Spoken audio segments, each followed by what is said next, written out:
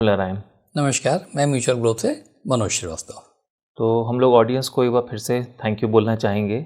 जैसे कि हम लोगों ने पहले भी कहा, हम लोग के पास काफ़ी ऐसे कमेंट्स आते हैं इनको हम लोग बहुत अप्रिशिएट करते हैं, बहुत ही इनकरेजिंग होते हैं, मोटिवेटिंग होते हैं। तो एक बार ऑडियंस को फिर से थैंक यू सो मच। तो आज का जो हम लोगों ने एपिसोड रखा है, तो उसमें जो हमारे पास स्कीम रिलेटेड क्वेश्चंस आते हैं तो उनको डिस्कस करेंगे। तो उन क्वेश्चंस को ना पढ़ के जिस स्कीम के बारे में उन्होंने पूछा है उनको डिस्कस करेंगे, और उसी कैटेगरी की अगर उनसे बेटर स्कीम्स हैं तो उनको डिस्कस करेंगे, और इसी थ्रू सारे हम लोग कैटेगरीज को आज कवर करेंगे। राइट, ठीक है।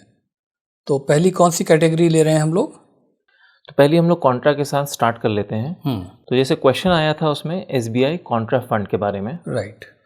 तो SBI कॉन्ट्रा फंड के बारे में अगर हम लोग देखते हैं, तो क्योंकि हम लोग 3 पीरियड्स का डेटा देखते हैं, पिछले साल का, उसके पिछले साल का और उसके पिछले साल का पॉइंट टू पॉइंट रिटर्न देखते हैं। राइट। तो हम लोग ये देख रहे हैं कि पिछले मतलब लास्ट सेकेंड और थर्ड ईयर जो इससे पहले था उसमें तो परफॉर्मेंस तब भी ठीक थी, बट प्रीवियस ईयर में इसकी डिक्लाइन हुई है। तो हम लोग जो बेंचमार्क्स लेते हैं निफ्टी 500 और निफ्टी लार्ज एंड मिड 250, तो उसमें हम लोग देख रहे हैं कि 2 आउट ऑफ 3 2 साल में ही बीट कर पाई है, तीनों साल में बीट नहीं कर पाई है, और प्रीवियस ईयर में इसकी परफॉर्मेंस काफ़ी नीचे रही है।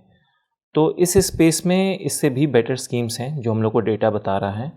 वो हैं ICICI, HDFC और DSP। ICICI prudential value fund, HDFC value fund और DSP वैल्यू फंड, जिन्होंने तीनों पीरियड में निफ्टी 500 को भी बीट किया है और निफ्टी लार्ज एंड मिड को भी, ICICI प्रूडेंशियल ने तीनों पीरियड में बीट किया है निफ्टी लार्ज एंड मिड को, HDFC वैल्यू फंड ने 2 पीरियड में बीट किया है और DSP वैल्यू फंड ने 1 पीरियड में निफ्टी लार्ज एंड मिड को बीट किया है।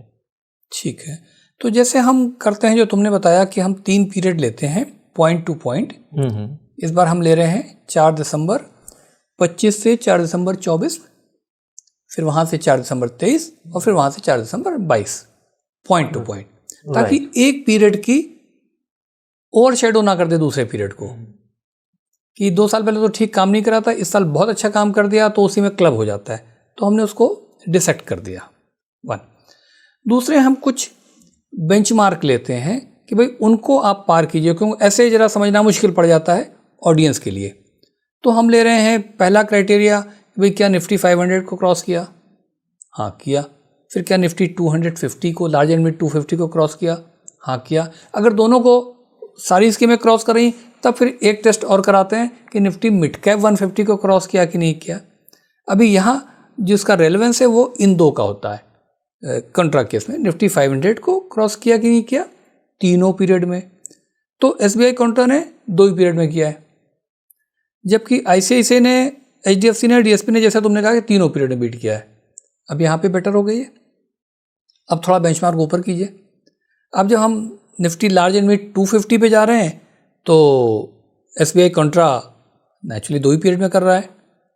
ICICI is the only scheme जो कि तीनों पीरियड में बीट कर रही है। किसको? निफ्टी लार्ज एंड मिड 250 को। और HDFC और DSP वैल्यू, HDFC 2 ही पीरियड में कर रही है और DSP 1 पीरियड में कर रही है। डेटा क्लियर है, हमें कुछ कहने की जरूरत नहीं है कि अब आपको क्या करना चाहिए। ठीक है ना? उसी तरह से अगर मैं नेक्स्ट कैटेगरी ले लूँ ELSS वाली, तो जो क्वेश्चंस आ रहे हैं वो ELSS के हमारे पास आए हैं मिरई के और क्वांट के। क्राइटेरिया हमने वैसे ही रखा है, वही 3 साल और वैसे ही बेंचमार्क।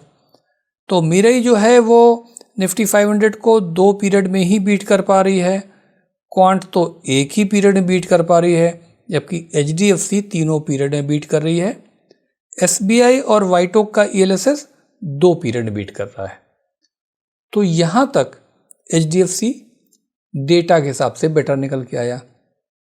अब एक जरा दौड़ और करा लीजिए कि 250 के केस में क्या है।